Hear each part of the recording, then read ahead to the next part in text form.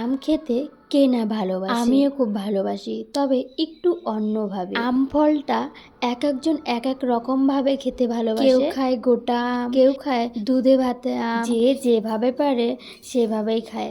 তবে আমার সব সময় আমটাকে এভাবে টুকরো টুকরো করে কেটে, সেটা কাপে হোক বা গ্লাসে হোক বা বাটিতে হোক, সেটাকে নিয়ে আমটা যদি মিষ্টি হয় তাহলে তো কোনো ব্যাপারই না। আর যদি একটু কম মিষ্টি তবে হালকা একটু চিনি দিয়ে আর তার সঙ্গে গরুর দুধ ভালোভাবে জাল করে শুকিয়ে নেওয়ার পর ঠান্ডা দুধটা এই আমের সঙ্গে মিশিয়ে খেতে আমার যে এত ভালো লাগে। তখন এই আমের সঙ্গে দুধ মিশিয়ে আমি খেতে থাকি, তখন আমি একদম স্বর্গ সুখ পেয়ে যাই। আমার সেই মুহূর্তে মনে হয় এর থেকে ভালো টেস্টি খাবার হয়তো আর হয় না। আমার সঙ্গে সঙ্গে আমার বোনও এই খাবারটা খেতে খুব ভালোবাসে, যদিও ও এটা আমাকে দেখেই শিখেছে, তবে ও ওর আলসামির জন্য এটা আর বানিয়ে খায় না। আমি আজকে 2 কাপ বানালাম আর এটা খেলাম। যদি কেউ চাও এভাবে একবার টেস্ট করে দেখো, সত্যি প্রেমে পড়ে যাবে।